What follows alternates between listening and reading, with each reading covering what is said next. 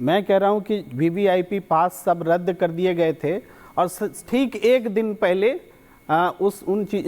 ये VVIP movement शुरू किया गया। तो जिन कारणों से वीवीआईपी पास रद्द किए गए वो कारण क्या खत्म हो गए?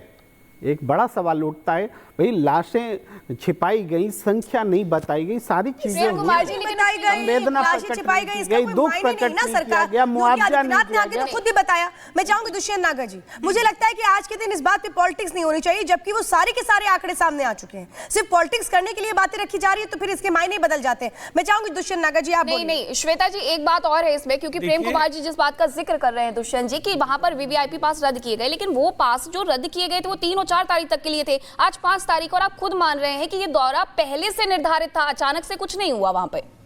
देखिए, जो बात प्रेम जी ने कही है वही लोकसभा के अंदर अखिलेश जी ने भी कही है।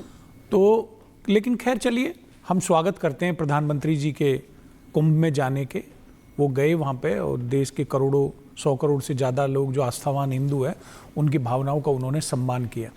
लेकिन जब भी हम देखेंगे, जब से भारतीय जनता पार्टी की सरकार बनी है, केंद्र में मोदी जी प्राइम मिनिस्टर बने हैं, जहाँ भी जो चुनाव होता है और जिस दिन मतदान होता है, प्रधानमंत्री की कोई ना कोई धार्मिक यात्रा या कोई इवेंट अवश्य होता है। आप पिछला पूरा रिकॉर्ड देख लीजिए।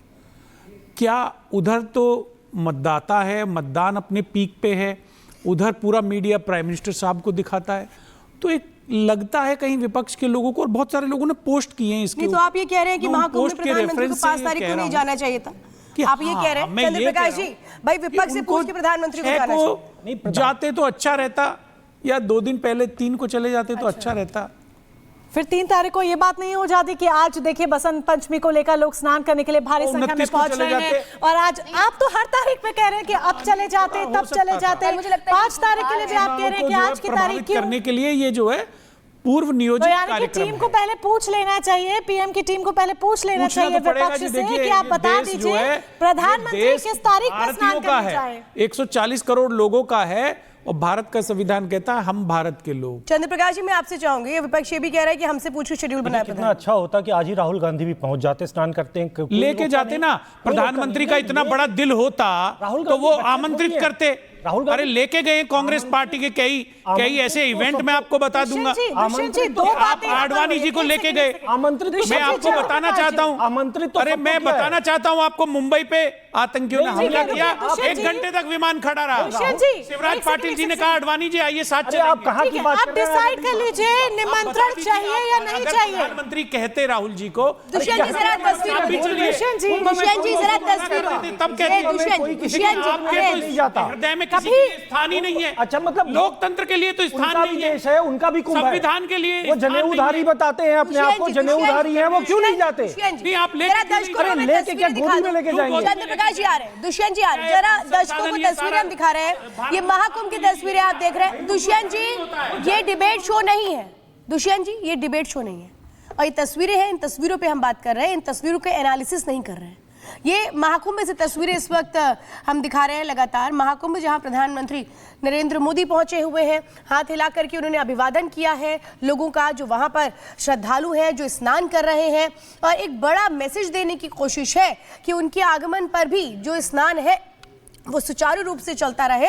इसके लिए अरैल घाट से जो रास्ता है वहां से वो जायजा लेते हुए पूरे कुंभ क्षेत्र का, घाटों का, उनके साथ योगी आदित्यनाथ भी मौजूद है। चंद्र प्रकाश जी, मैं आपसे जरा समझना चाहती हूँ, ये तस्वीरें हमेशा चुभती क्यों है विपक्ष को? देखिए, चुभने का तो बहुत स्पष्ट कारण है। जिस दिन से महाकुंभ शुरू हुआ था उस दिन से ही चुभ रही थी। समाजवादी पार्टी के जो नेता हैं अखिलेश यादव, वो लगातार फेक वीडियोस पोस्ट कर रहे थे, पुराने वीडियो पोस्ट कर रहे थे। महाकुंभ को लेकर एक भ्रम फैलाने का प्रयास पहले दिन से आरंभ हो गया था। ये सारे चित्र उन्हें चुभते इसलिए हैं क्योंकि उनके उस पूरे नैरेटिव को ये बस्ट करते हैं कि भाई देश में बड़ा कुछ बुरा हो रहा है, देश में कुछ, आज ये बार बार हजारों लोग मर गए बोल रहे हैं। ये क्या लोग जानते नहीं है क्या? या प्रयागराज में जनता नहीं है जो उनको पता नहीं है? इनके कहने से लोग मान लेंगे कि हजारों लोग मर गए।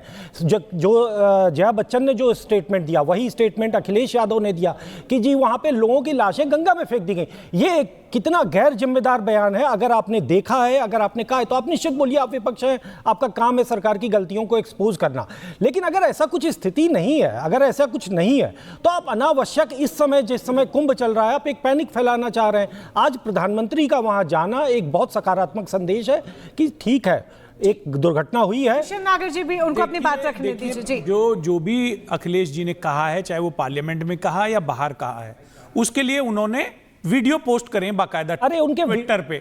और दूसरा मैं कहना चाहता हूं, आप कुंभ में आस्था की बात कर रहे हो, जब स्वर्गीय मुलायम सिंह यादव जी की वहां प्रतिमा लगाई जाती है तो उस पे भारतीय जनता पार्टी और उनसे जुड़े हुए लोग अनावश्यक बातचीत करते हैं, अपमानित करने का प्रयास करते हैं। लेकिन दूसरी तरफ आप आस्था पे, तो वहां पर अगर आस्था, देखिए दुष्यंत जी, विपक्ष का कोई नेता प्रकट करता है तो आपको दिक्कत है। आपने जो कहा उससे कोई ऐतराज, और अगर अव्यवस्था की आलोचना करता है तो आपको दिक्कत है। दुष्यंत जी, एक कहां चले मैं जाए इस बात का विपक्ष? जवाब दे देती हूँ दुष्यंत जी, हिंदुस्तान से क्योंकि निकाल वहां दो, पर किसी भी नेता भगा की दो यहाँ तस्वीर से, नहीं है। रहने मत दो। महाकुंभ में किसी भी नेता की तस्वीर या फिर वहां पर कोई स्टैचू नहीं लगा हुआ है, जो लगा है वो जगत गुरु जी का लगा हुआ है। दिवंगत हैं, तो आपने वहां पर जाकर लगा दी, उसी बात से ऐतराज था। स्वर्ग किसी ने राम मंदिर के कार सेवकों पर गोली चलवाई, उनकी तस्वीरें वहां पर क्यों लगाई गई? नरेंद्र मोदी आप एक तरफ, नेतृत्व की सरकार ने दुष्यंत जी, पद्म एक बात विभूषण से सम्मानित किया दुष्यंत जी, एक बात का जवाब दीजिएगा कि एक तरफ आप कहते हैं कि महाकुंभ में ये नहीं हुआ, वो नहीं हुआ, फिर आप जाकर के स्टैचू लगा देते, क्या समझा जाए इसे? या तो आप महाकुंभ के विरोध में खड़े हुए हैं या साथ में खड़े हुए, पहले ये समझ में नहीं आता।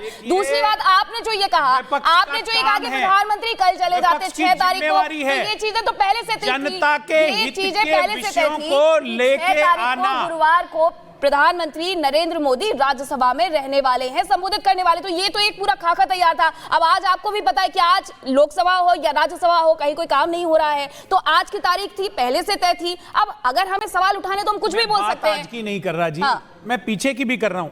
मैं 2017 की बात करता हूं, जब उत्तर प्रदेश में चुनाव हो रहा था, प्रधानमंत्री जी नेपाल एनजीओ नहीं चला रहे हैं भाई, हर दिन जहां भी चुनाव, प्रधानमंत्री है, एनजीओ नहीं चला रहे वो। प्रधानमंत्री जी एक धार्मिक आयोजन में शामिल भाई, धार्मिक आयोजन में हिंदू है, सारी मीडिया उनको लाइव दिखाती है और चुनाव को वो परोक्ष रूप से प्रभावित किया तैयार होता है कब कौन सा कार्यक्रम होना है।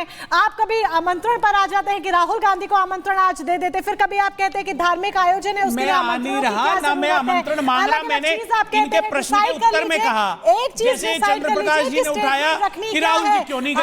अरे भाई आप ले जाते हैं, आपकी सरकार है, आप प्रधानमंत्री ले जाते, उठा के ले जाते, मैसेज जाएगा, ये सनातन धर्म की परंपरा है, साथ लेके चलने की परंपरा है। उनकी मम्मी नहीं जाने देंगी। आप दोनों तरह की बात कर रहे हैं, डिसाइड कर लीजिए। कभी आप लोग कहते हैं कि आमंत्रण की जरूरत नहीं होती है, कभी आप कहते हैं साथ ले जाते हैं राहुल गांधी को। ठीक है, दो तरह की बातें नहीं करता, मैं भारत की बात करता हूं। ठीक है, हम संविधान की बात करते हैं, संविधान की बात करते हैं, संविधान को मारने वाले तो आप दोनों से मैं रिक्वेस्ट करूंगी, प्लीज प्रेम कुमार जी का भी स्टेटमेंट ले लेते हैं, वो भी स्टूडियो में है। प्रेम कुमार जी, धार्मिक आयोजन है, बड़ा आयोजन है, इतना बड़ा संयोग और इतने सालों बाद महाकुंभ का आयोजन होता है, लेकिन जब इस तरह का सनातनी आयोजन होता है तो क्या जरूरी है कि इस पर भी राजनेता राजनीति करें, इस पर भी पॉलिटिक्स देखने को मिले? सनातनी आए, स्नान करें, जाएं, चाहे वो आमो खास हो, चाहे वो वीआईपी हो, इन आयोजनों पर राजनीति की क्या जरूरत है? बिल्कुल, आपका सवाल भी सही है, राजनीति की जरूरत नहीं है और चुनावी राजनीति की तो कतई जरूरत नहीं है। ये लंबा कुंभ है, पूरे अब फरवरी महीने तक ऑलमोस्ट पूरा चलना है, तो इसमें कोई भी तिथि चुनी जा सकती थी। भाई चुनाव आयोग को देखना चाहिए था, इस लाइव टेलीकास्ट को रोकना चाहिए था, क्योंकि इससे चुनाव प्रभावित हो सकता है। तो चुनावी राजनीति की जा रही है, तो ये बड़ा सवाल है और ऐसा नहीं कि पहली बार होता है। हर चुनाव में के दिन प्रधानमंत्री जी जब कभी जैसे इलेक्शन खत्म होता है तो धार्मिक स्थल कोई चुनते हैं ये संदेश देने के लिए। मिल्कीपुर अयोध्या में भी चुनाव है, दिल्ली में भी चुनाव है। चुनाव आयोग को देखना पड़ेगा, वही ऐसा प्रसारण जो है उस पर कुछ रेस्ट्रिक्शंस लगाए ताकि चुनाव प्रभावित ना हो। मतलब पीएम आस्था की डुबकी लगाएंगे तो मिल्कीपुर उपचुनाव में किस दिन लगाएंगे ये तो आप देखेंगे ना, वोट का मूड जो 5 तारीख को ही लगाएंगे।